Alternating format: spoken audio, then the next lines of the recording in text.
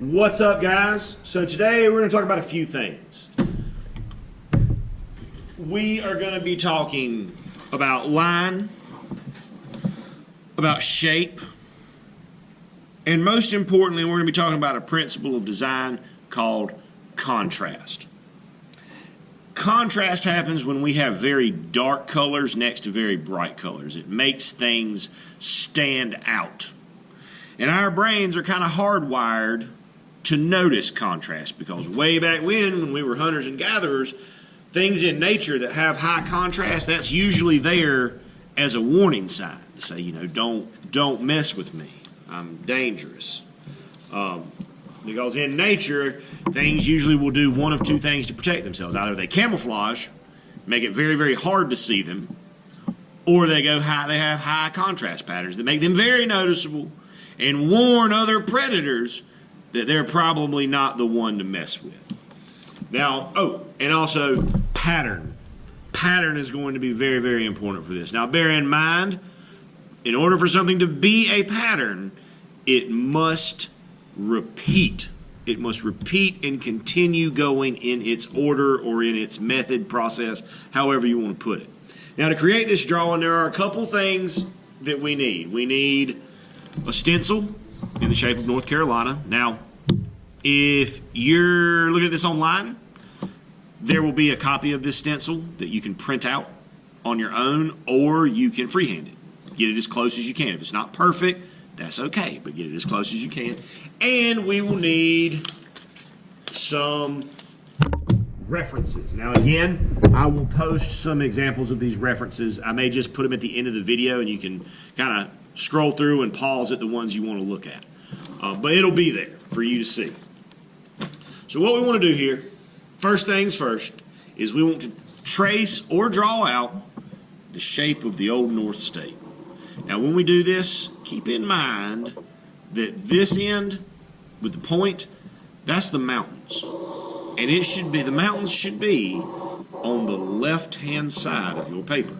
The coastline should be on the right-hand side of your paper, so that we have the shape of our great state. Now let me ask you something. I want you to just shout this answer at your screen. How many regions does our state have? I'll give you a second to deliberate. If you said 3, you are absolutely correct. So the next thing we want to do with this drawing is we want to split this shape of our state up into roughly the 3 regions of it. So we have, and again, if it's not exact, we're not going to kill ourselves over. You know, we're not going to let that frustrate us. We're not going to let that ruin our day if it's not perfect. We just want to get it close. So we've got the coastal plain, the Piedmont, which sits kind of in the middle, and then we've got the mountain region. And what we want to do with these various regions are we want to find patterns that we like, and we're going to fill the region with that pattern. Now when you look at these, be aware that these are kind of step by step. So step number 1, we make this grid. Step number 2, we add these marks. Step number 3, we add these marks. Step number 4 is usually an optional one. You don't have to do it. You could stop here if you wanted to. And that's how these go. Now there are some of these that I don't want you to use because they just don't fill the space well. They don't create good contrast. Like I don't want you to use the cross stitch. I don't want you to use any of the fences. I don't want you to use any of the crowns. Everything else, fair game. So I'm going to do one of these in real time because I want you to see how it goes and how we can fill the space and make it a little bit easier on ourselves. But then I'm going to speed the camera up for my other sections. So I'm going to start with my mountains, and I'm going to do this one right here. Anytime, any of these patterns that you start where the first square says to start with a grid like this, all we have to do is bring lines in one direction across whatever shape or section we're drawing. We do not, I repeat, we do not want to fill up, to draw a square and then put a pattern inside of it. You can do this with a pencil if you want to, but be aware that if you start it with a pencil, you will have to go back later and outline it to really push the contrast.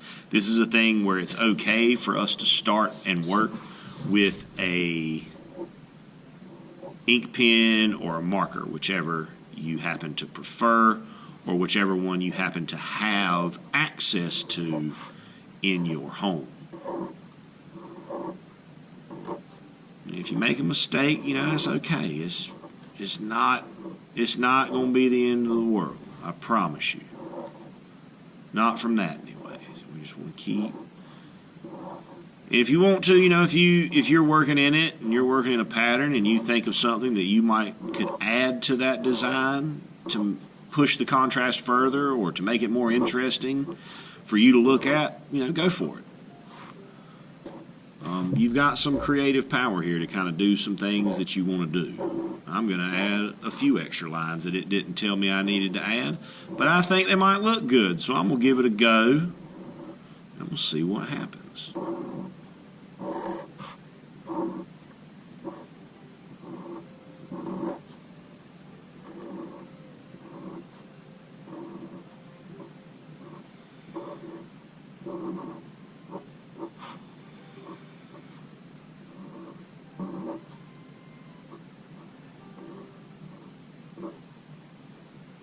Okay, so that's and that could be it for that one. I could go back and I could add more if I really wanted to, but I don't have to. So we're gonna switch over and kind of speed things up. Now, be aware that I don't expect this to be done in a day. I know that I do it fairly quickly, but some of these patterns do take time. So we're going to give ourselves 2 weeks of working on this. So don't feel like you've got to rush and push and break your neck and your back and your wrist and your fingers and your hands to get it done in one 45-minute sitting. I have zero expectations that we're going to do this in 1 week. 2 weeks is probably the amount of time that I'm going to give us to work on this.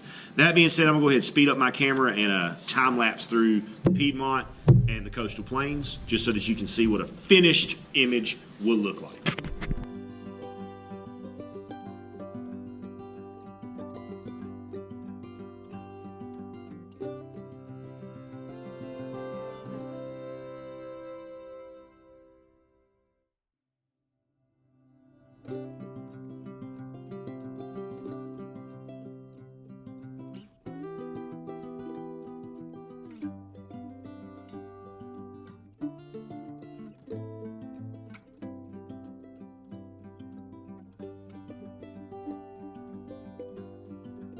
And there you have my finished Zen-Tangled upstate. Now again, be aware, there is zero expectation that you're going to finish this in one 45-minute session.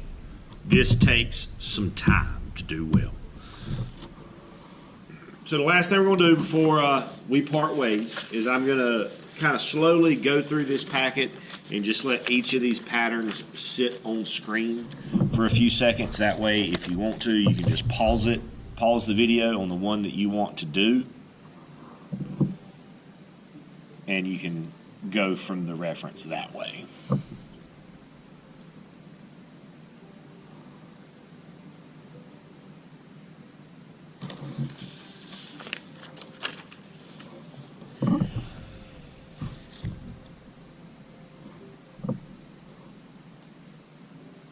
Remember, you can pick any of these that I'm showing you. Just pause the screen on the pattern so you've got it to look at as a reference.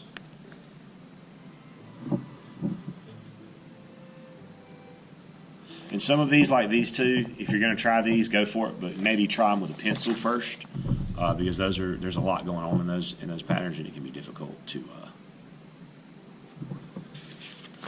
get it just going straight out and straight in with a pen or a marker.